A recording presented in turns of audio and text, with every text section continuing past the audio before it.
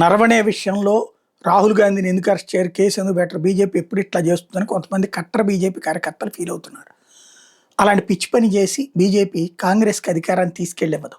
ఒకప్పుడు ఎమర్జెన్సీ అరాచకమే జరిగింది, దేశవ్యాప్తంగా రాజకీయం జరిగింది. ప్రతిపక్ష నాయకులందరూ జైళ్లలో ఉన్నారు, మీడియాని పూర్తిగా నియంత్రించారు, కలెక్టర్ సంతకం పెట్టకుండా పేపర్ ప్రింట్ కావడానికి వెళ్ళేది.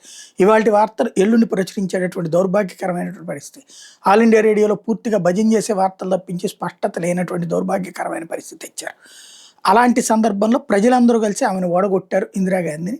ఎమర్జెన్సీ తర్వాత సీన్ కట్ చేస్తే ఆ తర్వాతన ఆ ఎమర్జెన్సీ సందర్భంగా ఆవిడ చేసిన అరాచకాల కారణంగా పెట్టిన కేసులో అరెస్ట్ చేస్తే ఎంత రచ్చ చేసేసింది కాంగ్రెస్ పార్టీ. అయ్యో అమాయకురాలు ఒక మహిళను అరెస్ట్ చేశారని చెప్పి ఆ సింపతి జనతా గవర్నమెంట్ 5 ఏళ్ళు కూడా ఉండనివ్వాల, 3 ఏళ్లకే ఇంటికి వెళ్ళిపోయేలా పనిచేసింది. అంటే ఆ విధమైనటువంటి లెగసీ ఉంది వాళ్ళకి, వాళ్ళ కుటుంబానికి. ఇప్పుడు రాహుల్ గాంధీది బోలెడు తప్పులు ఉన్నాయి. అతని విదేశాలకు విదేశీ పాస్పోర్ట్, వేరే వీసా ఉండటం, బ్రిటన్ వీసా ఉంది, బ్రిటన్ పాస్పోర్ట్ ఉంది. అట్లాగే వ్యాపారాలు అక్కడ చెప్పి ఇక్కడ రికార్డులో చూపించడం చేస్తున్నాడు. అనేక సార్లు వితౌట్ పర్మిషన్ వెళ్తున్నాడు. అసలు చైనాతో ఒప్పందం చేసుకోవడం పెద్ద దేశం, కేసులు పెట్టచ్చు. ఎందుకు పెట్టరంటే పెడితే జైల్లో పెట్టగానే సింపతి వస్తుంది. ఆ సింపతితో అవతల వాళ్ళకి అప్పనంగా తీసుకెళ్లే అధికారం ఇచ్చినట్టు కాబట్టి పెట్టరు.